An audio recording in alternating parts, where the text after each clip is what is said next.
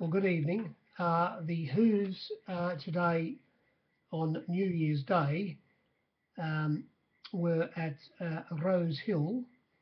The track was good. The rail was 3 metres out, and there was a steady nor'easter blowing all day. It didn't have any effect on the leaders turning for home, and the track played uh, fairly fair. Well, it was not fairly fair. It was fair. If there was enough pace, you could come on, you could run on from behind, come from well back, or you could lead on the fence and win. Uh, it was a bit warm out there today, but there was only a winter crowd. There was only a winter crowd. Um, all of the Aussies, they would have been in comas today, wouldn't they? Spent all their section on the pen and ink and watching the crackers go off. What a and they didn't they wouldn't have known the Who's were on today, and which was very pleasant because we it wouldn't have mattered if they were there. We wouldn't have held any more. There were just the usual suspects, the usual dozen, 11 or 12, and the pros, of course, and that's how we'd like it all the time. Actually, we don't want the boozers there. So anyway, we get to the meeting. And in the first race, we kicked off the new year, the captains, with positive figures. There was 110 on the screen and 105 in the marketplace. The winner was always very firm. Talking about Smart Moochie, would have been something beat Too Smart Moochie, ridden by Killer Kath O'Hara. It settled down in second last position on the fence. And when they turned for home, she was held up fairly badly, Kath, trying to get a run. But when she got the split, she dived in between runners and she finished up winning by 1.3 lengths. Was always firm in the market. Went up, I didn't see any better than $8. Went up $8 and stayed firm the entire betting. It never came in, never went out, which is a bit rare. And what else do we say here? They all more or less had their chance. It went straight to the front. The first starter, Robard, there was a bit of money for it, 17 and 15 at one stage, back out to that price, 17. The favourite was Clever Boy, a stablemate to the one that was very well backed, Christy Lee. Not that it wasn't backed either, but Clever Boy started favourite at about $3.50. $3.60 was given. Might have been even a little bit better, and it was into $3.30 at one stage, back out to $3.50. And Christy Lee, number 9, the stablemate, it opened up $5. You wouldn't see it on the flux. It got out to $6.50 at one stage, but only started $4.40. It was extremely well backed. It had its chance of setting fifth position, and so did the favourite, as I say, Clever Boy. It was back in the field, but it made up a fair bit of ground along the fence. It settled down in last position, actually, Clever Boy, after slightly missing a kick. It was slightly held up as well, but it wouldn't have mattered. It most certainly wouldn't have won. The winner was by far the best run in the race, and it will win for sure. Again, it'll win again for sure. Race 2, we saw 105.4 on the screen and only 103 in the marketplace. And when they hit the line, there was only 0.3 of a length between 4 runners. They were leading on the fence and hanging on Calvo, who got a very easy middle section, which won in the race. It ran second, the top weight Frozen Rope, who came from very well back, right down the outside. It's been beaten at 0.1 of a length at the furlong. If you would have, you could have got 20s a place, but it's only missed by the nose. Running third in the race, only 0.2 of a length away, was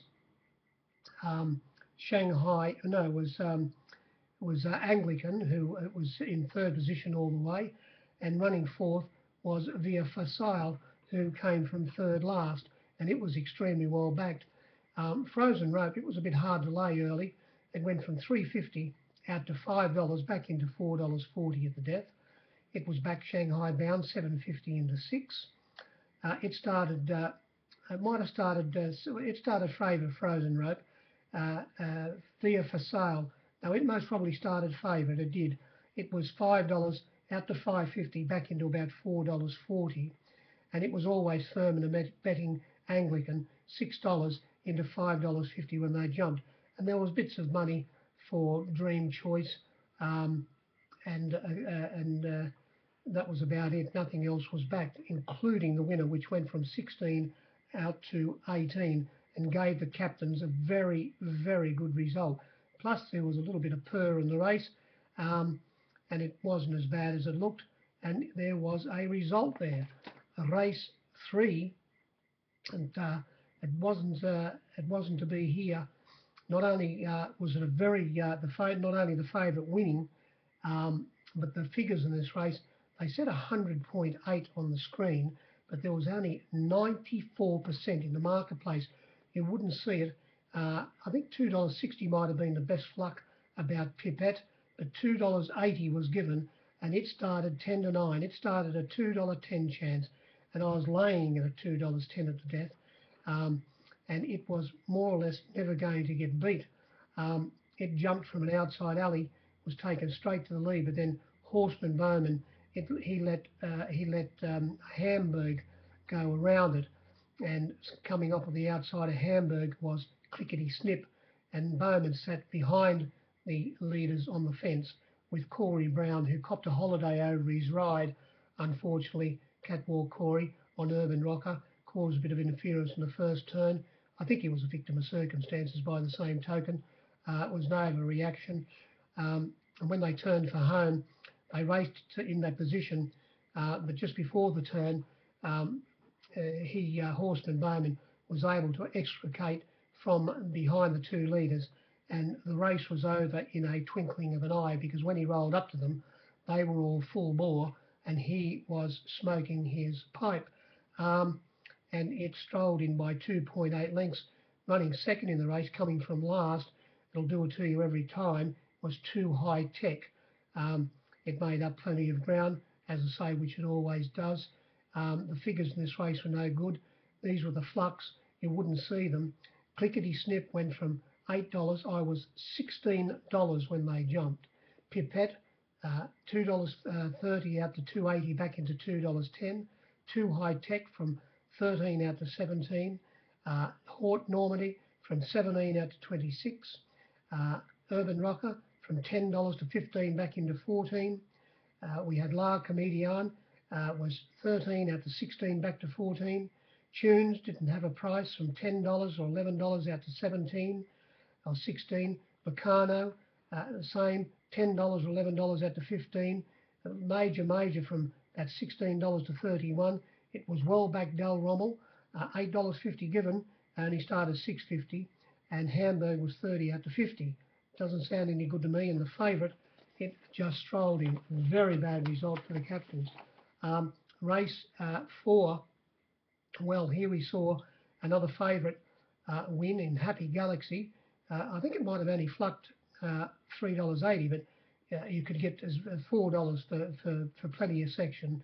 There was $4 given about it, and it was taken straight to the lead from barrier 1 by James McDonald, which was the normal thinking of all map drawers, and it got a nice lead with Hook Me Up, who's fairly limited. It finished up running last. There was money for it at 21, although it started that price on my board. It sat on the south side. They said they were going to ride it closer today, and they did. And being trapped 3 wide outside the pair was another Love Child. It stuck on fair. It ran about 6th, beaten 2.8, so you can forgive it its run a little bit, being trapped wide in the run. It was a funny run race. Well, no, it wasn't a funny run race, but 2 runners in this race. Shivachi settled down a clear last at the 600. It was all 700, might have been 3 lengths behind the second last horse.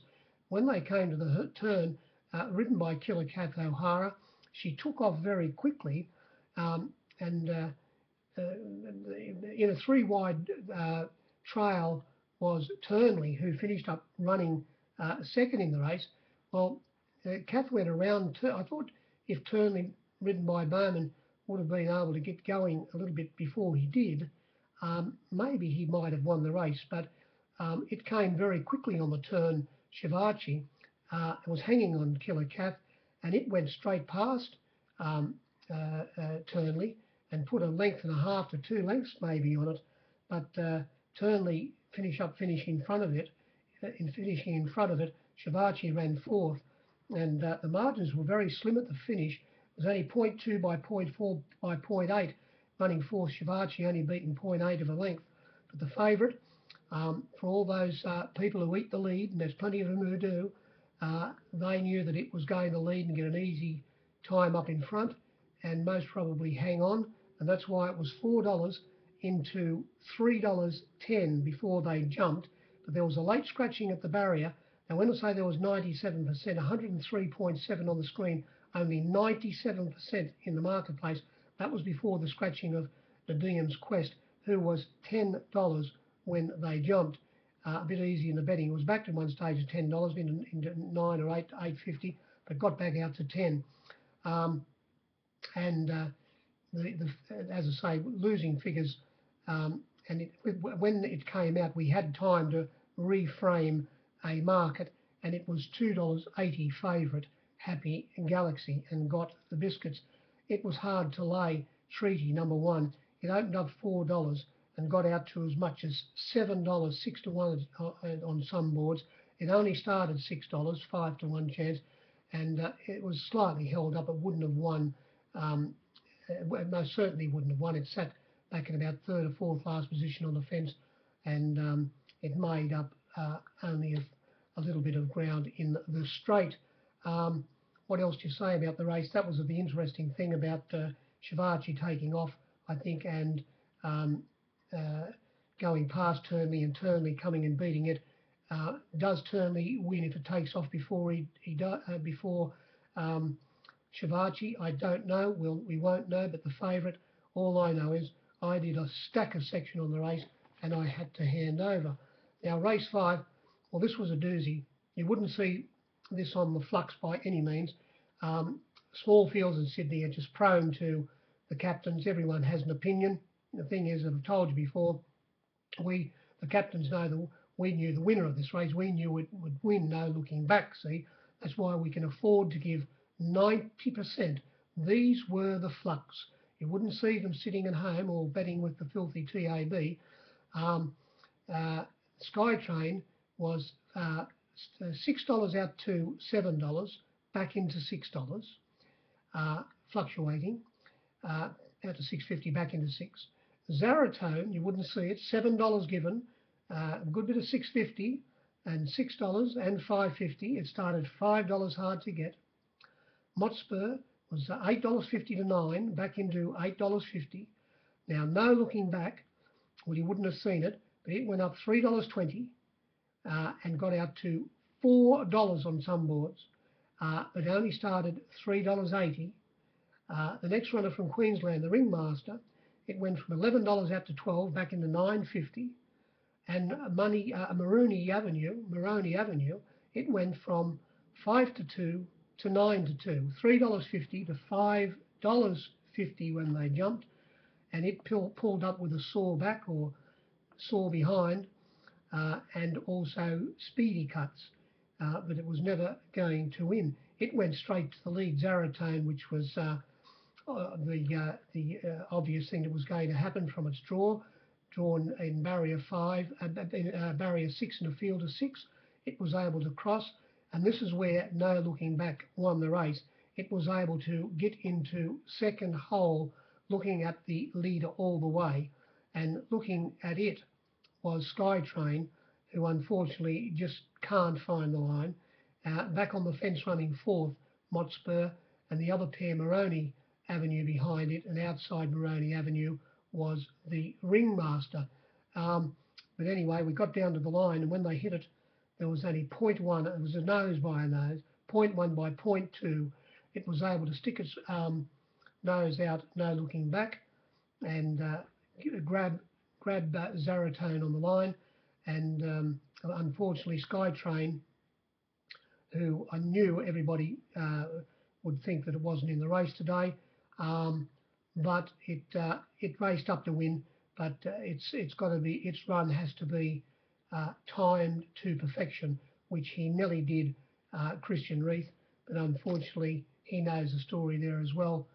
You've got a kid to the horse. It'll drive you mad backing it, and it was only 0.2 of a length away, and it only got beat 0.9 of a length, running fourth. Motspur run the race again, and we obviously get a different result. And we only gave 90%. Wasn't worth a drink of water. Race 6, there was 102.9 on the screen and only 98 in the marketplace. Very quickly, these were the flux.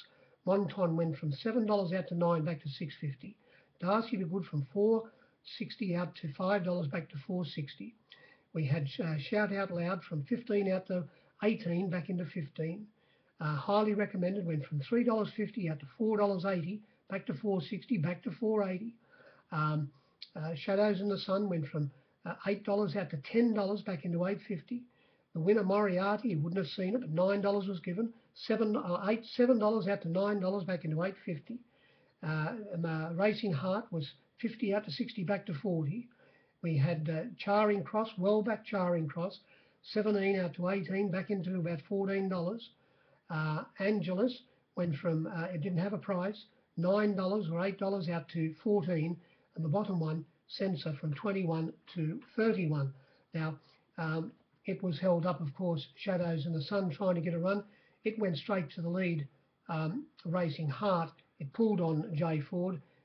He said that well, they're going to try with a different bit and also take the blinkers or put blinkers on it next start, one of the two.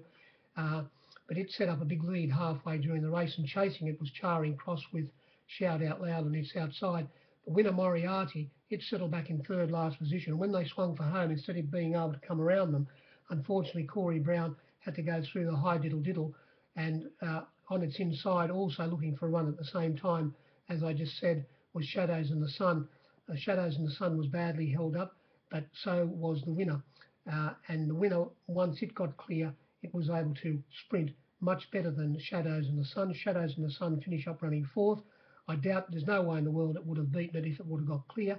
Moriarty was held up like Shadows in the Sun very, very badly. But when the daylight came for Moriarty, it showed a good turn of foot, and it went away and won by 1.5 lengths from Darcy the Good, who sat in fourth position. They all had their chances in this race. The best two runs were, well, the winner was by far the best run. If it would have got the gap appearing when he was going for it at the furlong and a half mark, it would have won by an extra 2.5 lengths, and also Shadows in the Sun would have finished closer. Race 7, well, we saw there was 109 on the screen and only 102 in the marketplace. I won't go through the flux. I'll just tell you the winner. The winner's fluctuations were $9 out to $13, nibbled at the finish, although you might have still been able to get it, or it could have been taken, I think, back into about $12. And it got a beautiful run, 4 back on the fence or 3 back on the fence. And up front leading was Contemplation. It was very hard to lay. It went from $5 out to $7.50, and it led, finish up running fifth. On its outside was Hold Me Closer, who missed the kick slightly but was able to get outside the lead easily. When they turned for home, chasing the pair down the side were Miss Milanese, who missed the kick slightly but was able to get into third hole on the fence, and on its outside arm's length. They were the 4 leaders, and when they before they got the turn, the 2 leaders got away from the others. They got a good 3 lengths in front of the other pair, and they were a little bit suspect at running the 13.50. Project Compassion, after you saw Frozen Rope, of course, run a very good race earlier on, that enhanced Project Compassion's chances. S. Clipperton claiming 2 kilos, and he was able to burst through and win fairly well. He won by about I think about 3/4 of a length, or maybe, yes, about 3/4 of a length he won by. Running second after sitting midfield was Darcy Drama. It had a good run midfield in about 6th, 7th position, and it came down the outside but was safely held at the finish. Betting moves in this race, it started favourite, Hold Me Closer. It was $5. Oh, no, what am I talking about? You wouldn't see it, but as much as $6 was given about Hold Me Closer. $6 was given about it. I laid it for plenty of section at $5 and at $4.60. It started around about the, but it might have started around about the $5 mark, I think. It got out a little bit towards the finish because there were quite a few runners back to the finish. It was back very late, mine to keep, from $11 into about $9, hard to get. And let me see, there would have been the only the only two runners in this race that weren't layable. Every other runner had a price. The only two runners that, well, we can say what am I talking about? There were four runners that didn't have a price, and they were Bold Sari, who went from 40 out to, well, of $70. You wouldn't see it was bet. Actually started 60. It didn't have a price. Blurred Vision, it went up 51 and never fluctuated. Couldn't lay it at the 51, but you couldn't give it any longer. It didn't have a price. Trick Shot went from 14 out to 21, and Candy Tough was 26 out to 31. And every other runner in the race, including the top weight arm's length, they took $51 into 41. Every other runner in the race was backed, and there were no hard luck stories in the race. The winner got a good run, which was the reason it was most probably able to get home. And then we came to the last, and in the last, they said there was 101.2 on the screen, but there was only 97% in the marketplace. You wouldn't see it again. These were the flux very quickly. Carmine King went from $4 out to $4.80 taken at one stage into $4.40. But then, believe it or not, got out to as much as $5.50 and started $4.80. Inventive, it fluctuated from $5 out to $7.50 taken into 7, but started $8. Now, City of Light, the favourite, it went from $2.30 out to $2.80, but only started $2.50. It was very well back Masterstroke from $7 into $4. They took the $5 late into $4.80. Muchano, it went from 17 out to 20, back into $19. Swift Judgment was 18 or $17 out to 26. Helping Hand went from 40 out to 60, back into 50. The bottom one, Malambo, from 16 out to 20, $20, 19 to 1, back into about 15 at one stage, but back out to 17 or 18 at the death.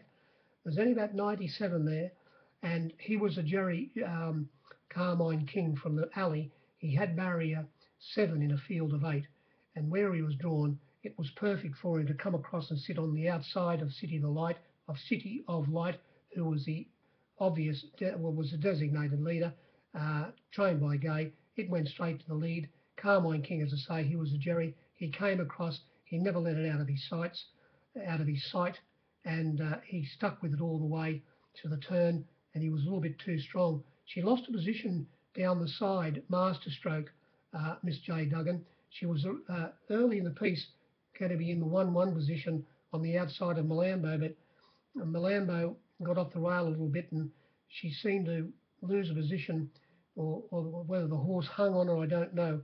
But she seemed to lose a position, and she went back past Swift Judgment, who was railing up on the fence, and it finished up getting inside Malambo, and she had to come around that pair. Not that she was wide by any means, but if she would have been able to hold a position in the 1-1 position early, maybe the second horse, Masterstroke, might have won. But the winner was extremely well ridden, and it won by a half a length from Masterstroke. The favourite clung on to third, beaten 1.3 lengths.